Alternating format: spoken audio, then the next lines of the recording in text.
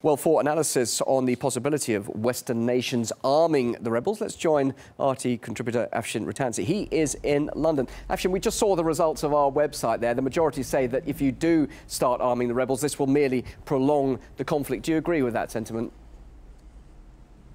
Well, of course, arming any nation, arming any people is going to cause more violence.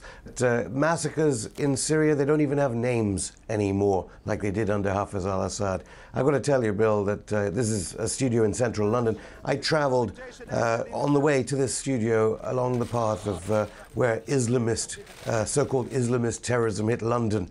It's bizarre that Laurent Fabius and William Hague and David Cameron and Francois Hollande can think of arming Islamists in Syria. So you're saying that London could be facing revenge attacks as a result of this? Well, I mean, the blowback will occur presumably a few years later, but it is astonishing that the leaders of France and Britain could think of trying to overthrow a secular government in the Middle East with British and French arms being supplied to Islamists. But Afshin, it's not just the British and French, of course. The Arab League, they've officially said they will now give weapons to the rebels. So really, extra weapons coming from France, Britain, will that make much of a difference? Well, I think what Britain and France should be doing is saying that, well, should they be arming rebels in Saudi Arabia and in Persian Gulf dictatorships, which uphold the Wahhabi Islamic kind of beliefs that produce bombs in London and, of course, in New York and Washington?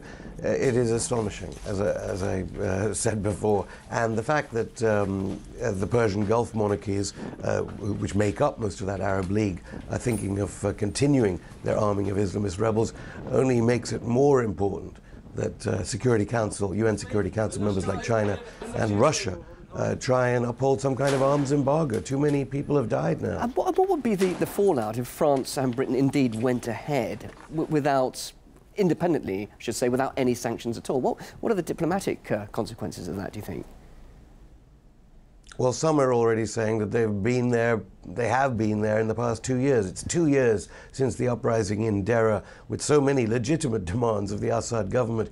And there's no doubt, I think in my mind anyway, that there are British and French special forces on the ground in Syria helping to overthrow that government.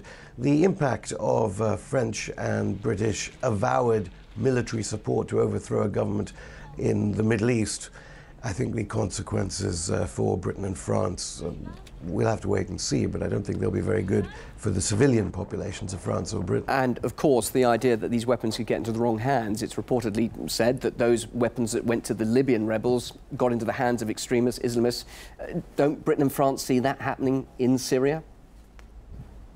By definition, the arms that would be supplied by the French and British governments would be in the wrong hands, because they are supplying rebels in a civil war, and therefore they are the wrong hands, no matter who Britain or France arms. And so this is, I suppose what's interesting here is that Washington, and what your report earlier alluded to, is much more nervous about the arming of rebels, because they are obviously concerned that a Afghanistan scenario is beginning yet again.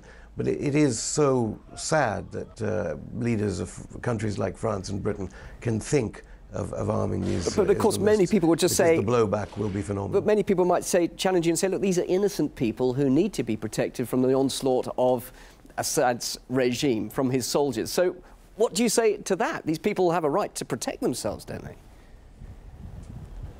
It is up to the Syrian people to overthrow President Assad if they wish. It's not up to Britain or France. They've done enough damage in the Middle East over the past 100 or so years or more.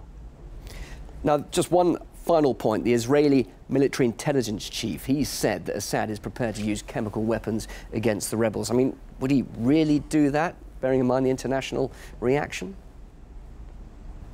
Presumably, President Assad will also use yellow cake uranium from Niger and all manner of different types of WMD. the Israeli government obviously is not to be trusted on any of this. But what is interesting, of course, is on Syria's southern border, what the Jordanians will be doing, and of course what's happening on the Golan Heights, currently illegally occupied by the Zionist government of Tel Aviv. I think what Arab governments, rather than trying to overthrow Mr. Assad, what they should all be doing is trying to reinforce United Nations sanctions that show that Israel continues to violate international law. Afshin Rattansi, we'll leave it there. Thank you very much indeed for joining us live there. Afshin Rattansi, RT contributor there on RT.